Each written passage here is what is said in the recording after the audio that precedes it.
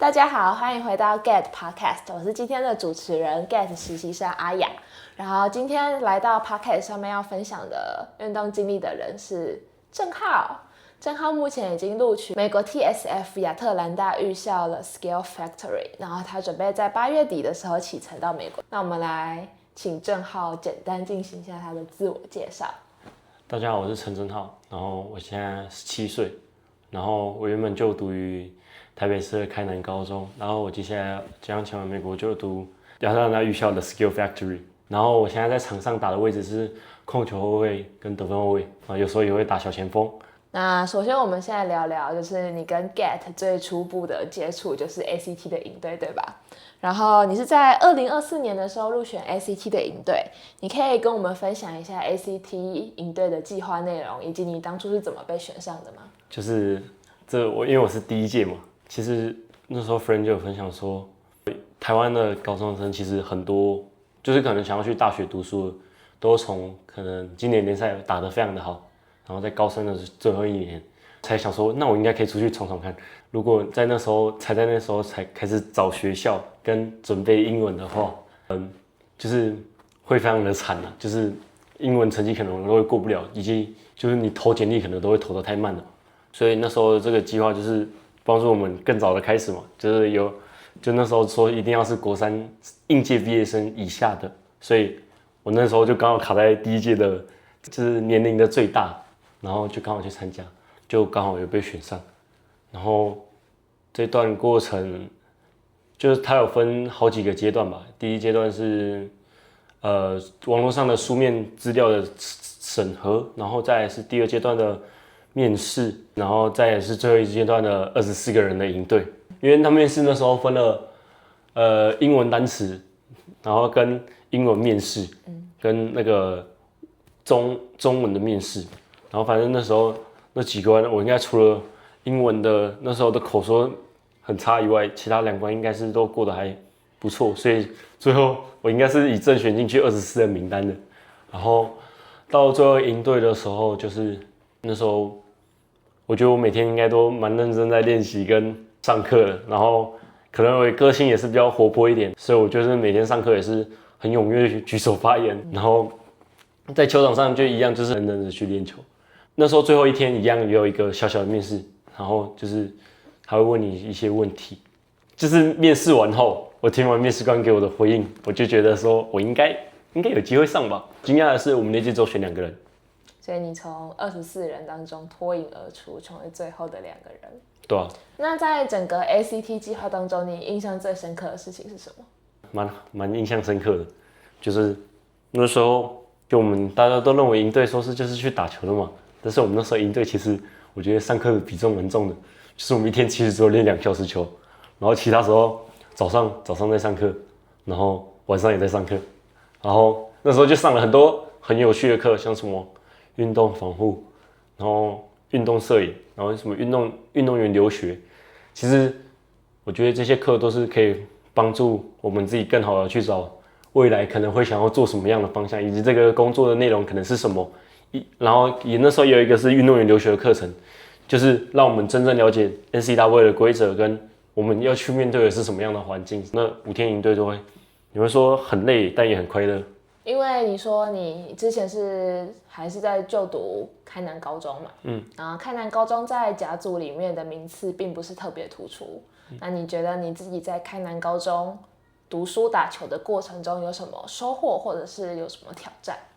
我觉得我们学的内容就比较实际一点，也比较有趣。在打球方面，其实我觉得我们就是每一年都有在进步吧，那一年的资格赛，但是我们最后还是有打到16强。所以我们16强，哎呀，输的有点惨啊。但是那都是一个很好的经验吧。预赛的对手超级无敌的强，就是那时候是遇到锦和、南湖、南山，我觉得也获得到有蛮多的上场时间，然后就是一样嘛，就是修理嘛，然后就会获得更多的经验。我觉得这已经是一个很棒的一个旅程。然后再来到高2，我们也是有在更进一步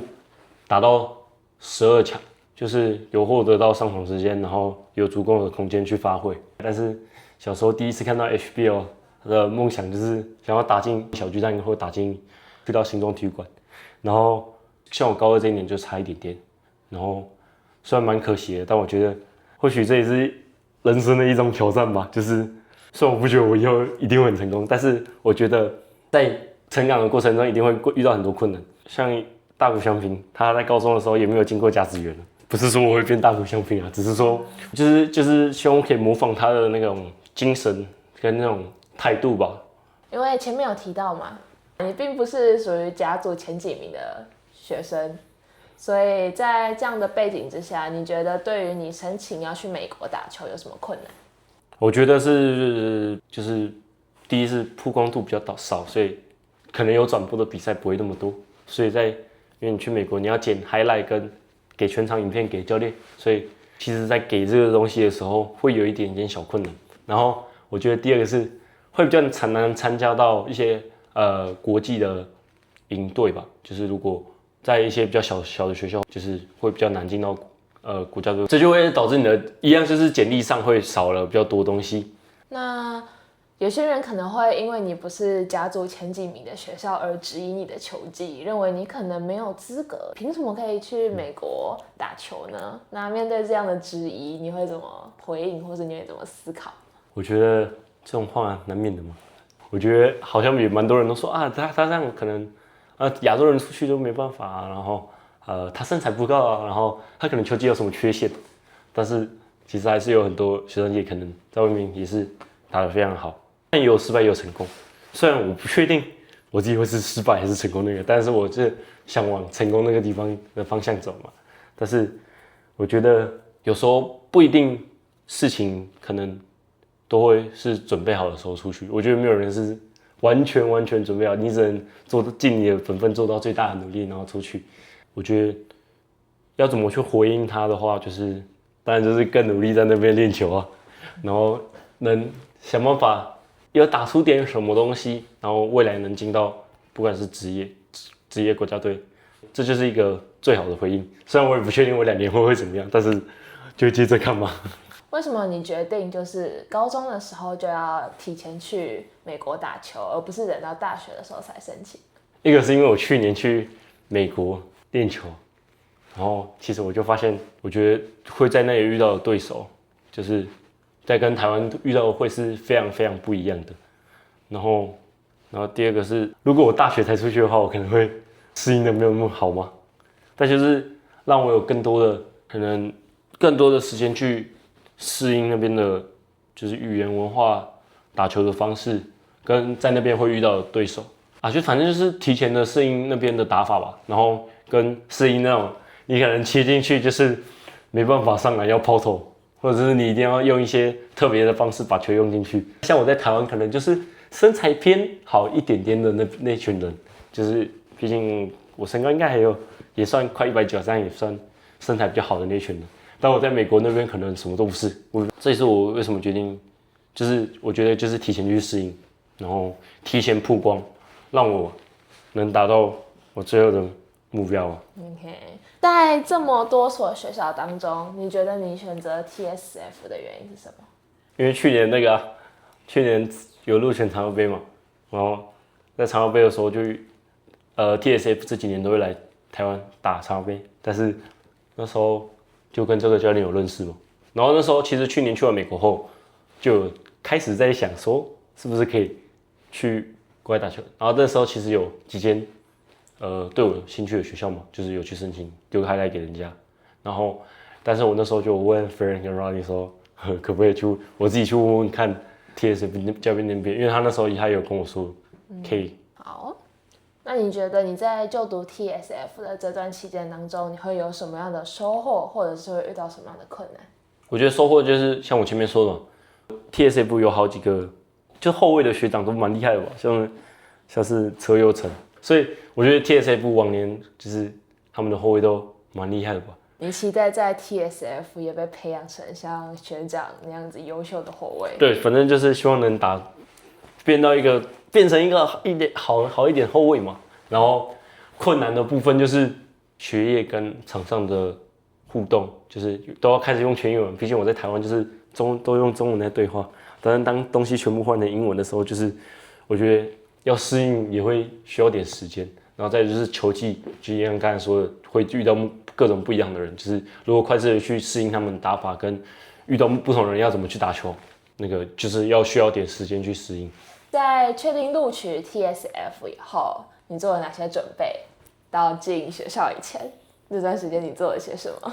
就是最后这几个月就不要在那里顺顺的过，就是去等美国的生活，不能这样嘛。可能就是比较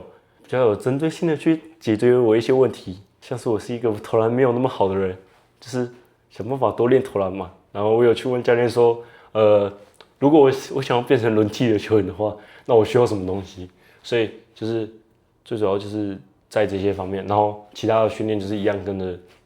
球队训练。跟我觉得是自己自主的时候，可以多多想想去美国可能会遇到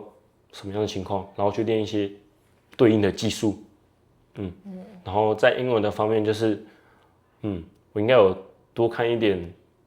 剧啊，美剧跟多看一点小说。你可以跟大家分享你看了什么美剧？然后我最近美剧啊，然后就是最近都在看那个那个 Off Campus 啊，然后但是我用中文字幕，没有，但是等一下我有用英文字幕的是那个必胜球探，应该算是一部蛮有名的篮球电影吧。我前几天才跟姐姐说，我去买了一本英文小说，就我刚才说 Off Campus 的原文小说，然后2天才看了10页，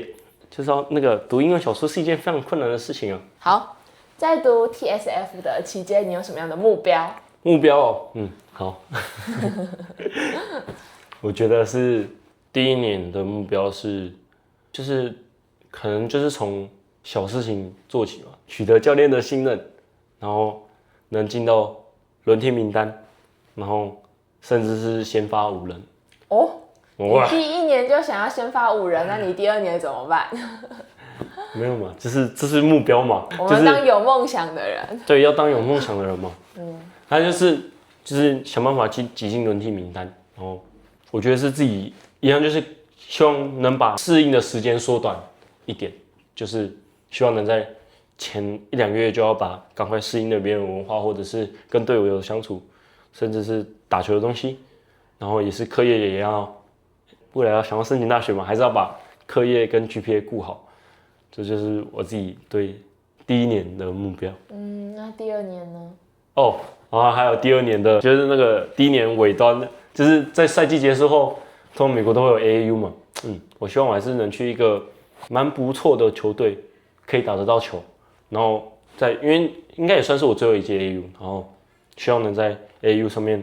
能被看到，然后能有教练找。你可以解释一下 AAU 是什么吗？AAU 就是我觉得我可能不是非常非常的专业，但是因为美国是有冬季跟夏季运动嘛，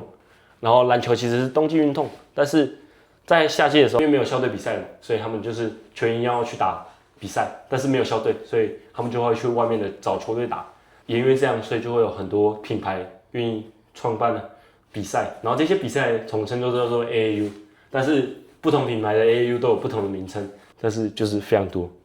就是你加入了俱乐部，然后去打 AAU 的概念是吗？类似。那在读完 TSF 以后，你的目标是前往哪里？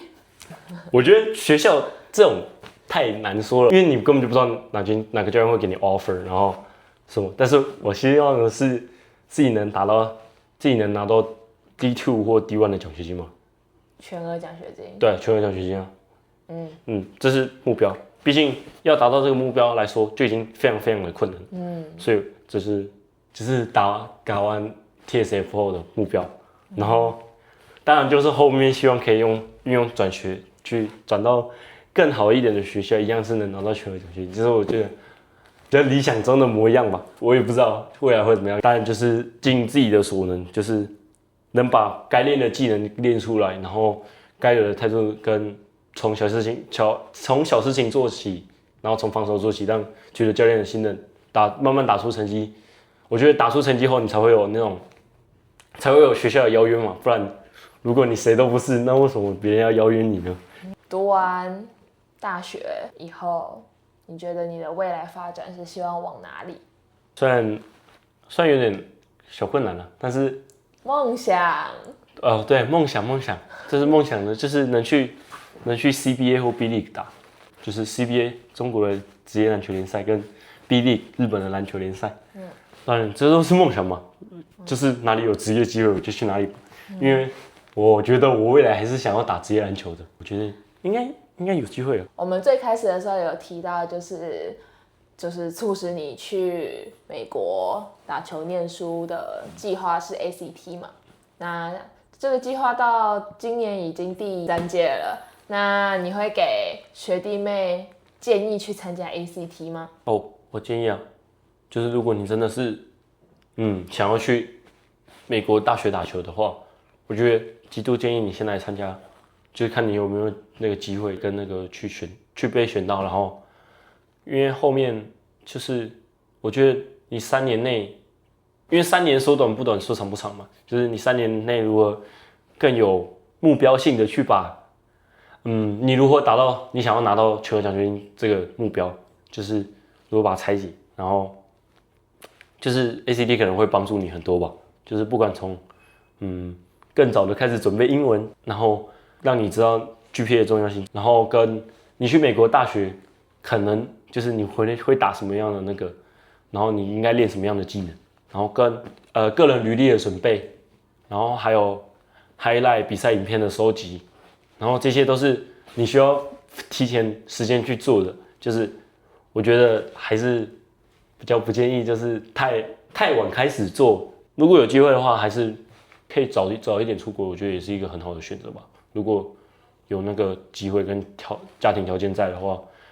提前出去也是一个选择之一。但是如果你只能在台湾的话，一样就是能有目标，ACT 能帮助你拆解很多东西，然后找到很多的目标，然后去把它做到更好，然后来达成你可能最后想在美国大学拿到全额奖学金的目标吧。那既然你这么推荐学弟妹去参加 ACT， 那你对他们申请 ACT 有什么建议，可以让他们像你一样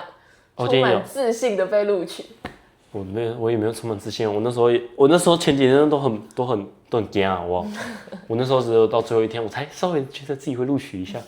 但是我觉得申请建议是可以在 ACT 前，你也可以先稍微去看一下美国高中或大学的篮球是怎么样打球的，或者是知道你想要去挑战的到底是什么。因为我觉得蛮多人大家都知道美国非常非常非常的强，但是大家其实也不知道他们的可能那边在干嘛，那边怎么运转。虽然这可能在 ACT 会帮你很多啦，但是我觉得说在来之前，你可以确定你自己的梦想是不是真的是你真的很确定你真的想要去美国打球。如果就有抱持这样的决心，就可以来参加看看嘛，毕竟多试一下，就算没有申请上，我觉得也不一定是什么坏事啊，就只是一个那个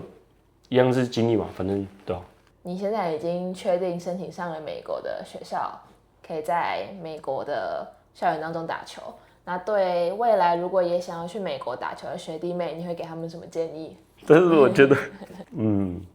虽然我不是非常非常非常的强的，就是不是说没有自信啊，但是我大概知道我的那个 level 大概在哪里。但我觉得想要去美国的那个，就是我觉得第一个是个性吧，个性还是要，不要那么矮，就是可以外向一点。然后我觉得这是一个，毕竟美国很喜欢那个嘛，踊跃发表嘛，踊跃发表，就是你很多事情你都要自己主动去讲，就是你不可以，就比较尽量少一点闷在自己心里面，就是有时候你可以从日常就开始多外向一点，去跟别人讲话，这是一个小小的 tip 啊。要多外向啊！但不觉得外向很重要吗？没有，我觉得内向很重要。我觉得内向自己的思考、自己的思想控制那些东西都非常非常的重要。但是我觉得就是要找到一个平衡点，是能独自安静的思考，跟同时能就是去然后跟别人阐述自己的想法。因为我觉得这去美国，不管你跟你的队友，不管你跟你的教练的沟通，或者是甚至是朋友之间的相处，这些都很重要啊。所以你觉得你是个又 E 又 I 的人吗？我觉得我偏E偏多了，但是你多啊，应该是很多吧。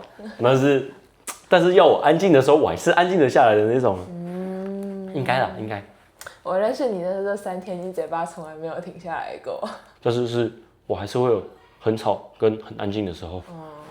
但是可能那个吵的时间是18个小时。申请的学弟妹还有什么建议啊？对啊，英文一定要准备好，就是至少基本东西要会，不然你去那里学业会跟交流一样会很有困难。毕竟如果你去打球，然后你都不会说话，怎么可能嘛？所以英文还是可以提前准备就开始提前准备，然后再就是学业，毕竟你的你学业成绩不到的话，你是打不了球的，你也拿不到奖学金的，所以记得把 GPA 顾好一下。我们来到了 podcast 的尾声，那正好你还有什么相关的事情想跟我们分享的吗？可能很多人都不太知道我是谁，可能有看球也都不一定会知道，就可能就只有球员会认识我而已。可能2年后就会2年后，目标是2年后让全台湾的篮球员知道你是谁。如果给你用3个 hashtag 形容自己，你会用哪3个？大艺人呢，讲反差好像有点奇怪，但是就是反差感很重。我有时候可能在外面看起来都不太想讲话之类的，但是其实我本人是非常的智障的。第3个，我觉得我打球啊是一个很乐意分享球的人啊。我觉得我是一个，我也不会说我大方什么那种，我觉得我怕立这种人设，我到时候人设崩了。但是我觉得我是一个在打球上面，就是我蛮喜欢传球的。就是虽然很多教练都希望我有时候要更有侵略性去攻击篮筐，但是其实我不知道为什么，就是觉得传球就是别队友投进3分比自己得分还要爽很多。耶！那我们今天 podcast 就录到这里了。我们非常感谢郑浩今天的分享，也期待他未来在美国，不论是打球或是读书，都能够取得很好的成绩。那今天的 Get podcast 就到这里结束了，那让我们一起期待下次的访问对象吧。大家拜拜。